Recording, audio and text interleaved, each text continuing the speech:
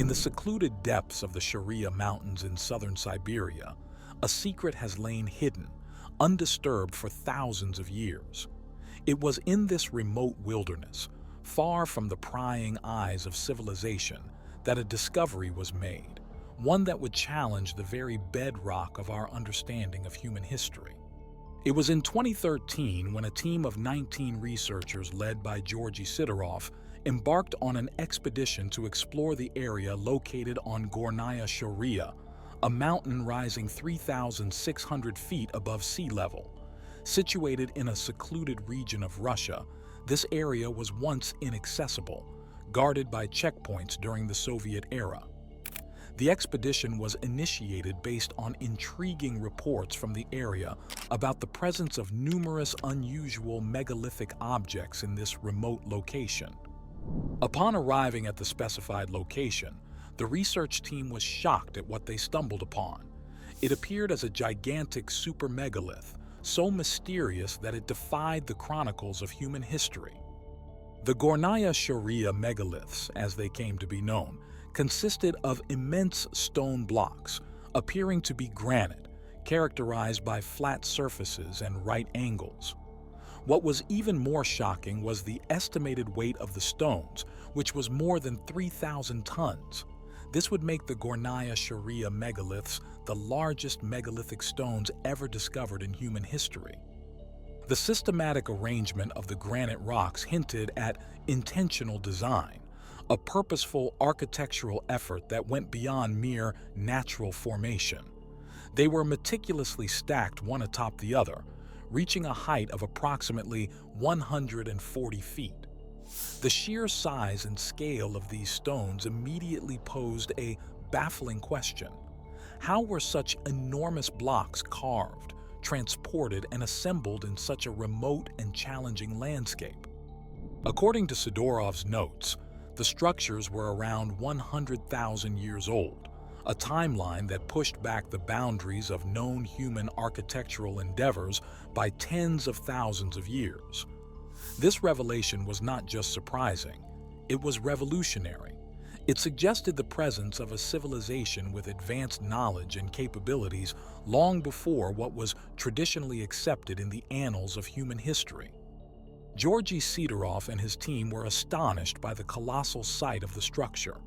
The magnitude of the discovery of a monument like this was incredible, one that had remained hidden for eons, a silent witness to the passage of time and possibly to the rise and fall of an unknown civilization.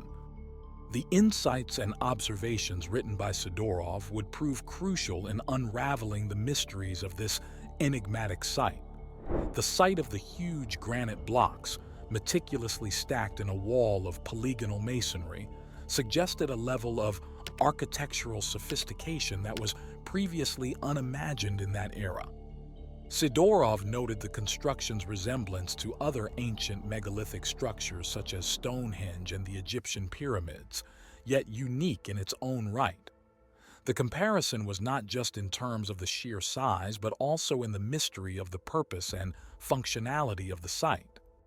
The dimensions of the structure as recorded by Sidorov were staggering. The wall, as he referred to it, was around 700 feet in length. The individual stones were each about 65 feet in length and between 16 and 23 feet in height. These figures were not just numbers. They represented a monumental human effort, a feat that seemed nearly impossible given the presumed technological limitations of the time. Sidorov and his team considered various theories regarding the origin of the structure. One prevailing hypothesis was that it was the product of an ancient civilization, one that possessed technology and knowledge far beyond what was previously thought possible. This theory raised numerous questions about the capabilities of ancient peoples and the potential existence of a sophisticated civilization that had somehow been lost to history. Adding to the enigma, Sidorov reported that there were circular holes on some of the stones, seemingly perfect in roundness. Even more astonishing were the indications of melting observed on the stones. It appeared as though in certain areas the stones had been melted, hollowed out or reshaped. Sidorov attributed these meltings to some sort of ancient rock fusion that was implemented on the wall. He also wrote of the possibility of a powerful thermonuclear explosion or a similar destructive force, as there were many megalithic rocks that were scattered around the site, seemingly blown away by a powerful force. All of this raised even more questions about the purpose of the structure and the fate of its builders.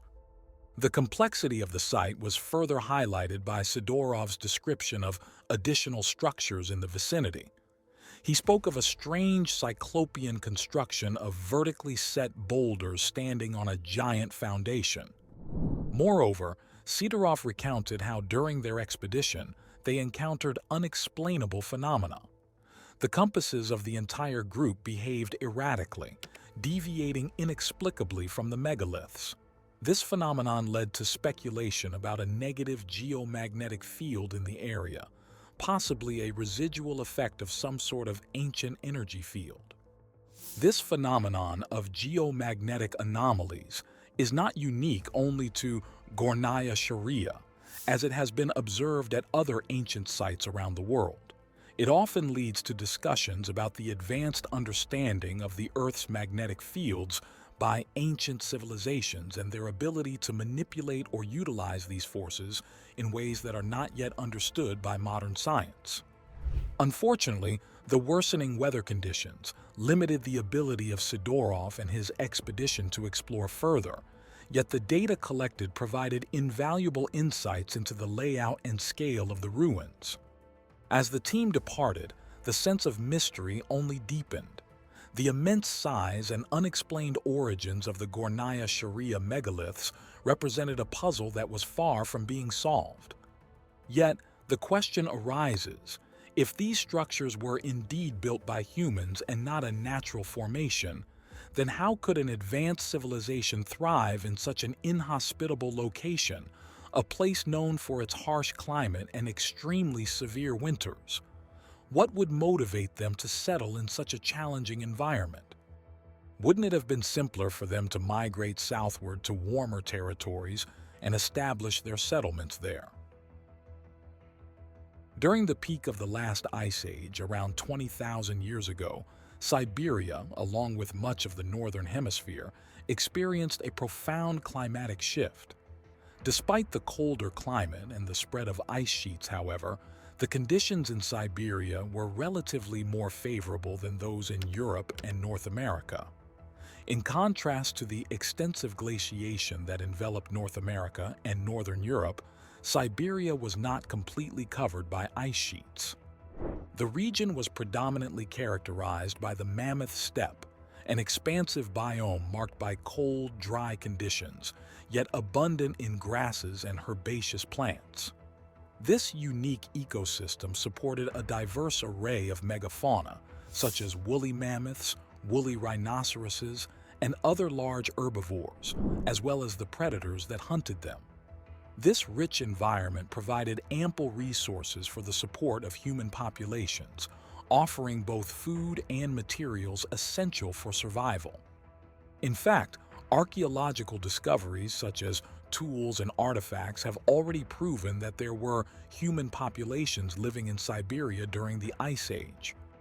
The most fascinating of these discoveries was when Russian scientists uncovered a site corresponding to the last ice age where ancient hunters lived. The site was filled with stone tools, ivory weapons, and the butchered bones of mammoths, bisons, bears, lions, and hares, all animals that would have been available to hunters during that Ice Age period. Using a dating technique that measures the ratios of carbon, the researchers determined the artifacts were deposited at the site about 30,000 years before the present. That would be about twice as old as Monteverde in Chile, the most ancient human life known in the American continents. Donald Grayson, a paleoanthropologist at the University of Washington in Seattle, said the discovery is very significant because it is so much earlier than any other proven evidence of people living in the frigid lands of Siberia. In contrast, Much of northern Europe was engulfed by thick ice sheets, making vast areas uninhabitable. The ice severely limited human mobility and resource availability.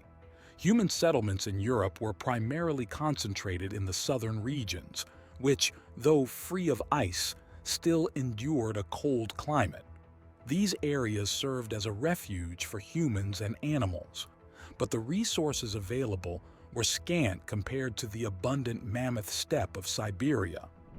In this context, if the Siberian megaliths were indeed erected during the Ice Age, it suggests that their builders were part of a society that not only adapted to, but also prospered in the cold climate. The relative wealth of resources in the mammoth steppe would have supported larger human populations, enabling them to engage in significant construction projects. The discovery of the Gornaya Sharia megaliths has also reignited interest in alternative historical theories. Some researchers have speculated about the existence of a pre-flood civilization, a sophisticated society that existed before a cataclysmic event wiped out much of humanity's early history. This theory aligns with global myths and legends, which often speak of advanced civilizations that vanished under mysterious circumstances. Intriguingly, the site of Gornaya Sharia, despite its potential historical and archaeological significance, has not been the subject of any follow-up research and archaeological efforts. This lack of continued investigation into such a potentially revealing site raises several questions and adds a layer of mystery to the already enigmatic stones. The official stance of the Russian Federation regarding these megalithic structures is that they are merely natural formations. Yet without a comprehensive and thorough archaeological examination, how can we be sure that the massive and unusually structured stones are purely the product of natural geological processes? Numerous observers are skeptical that the stones are a product of nature, citing their precise angles and impeccable arrangement as evidence. They point out that the site is very similar to other megalithic sites around the world that were undoubtedly man-made. The possibility that these megaliths are remnants of a lost civilization or a forgotten chapter in human history cannot be entirely dismissed without a thorough investigation. What could a proper excavation reveal about the origins and purpose of these stones? Could they possibly be linked to ancient human activity, or are they indeed just an unusual but natural geological formation? Moreover, the broader implications of such a discovery, if it were proven to be made by humans, are significant. It could potentially rewrite parts of our history, offering new insights into the capabilities and spread of ancient civilizations. It could challenge our understanding of the technological and architectural skills of our ancestors and provide a new perspective on the ancient world.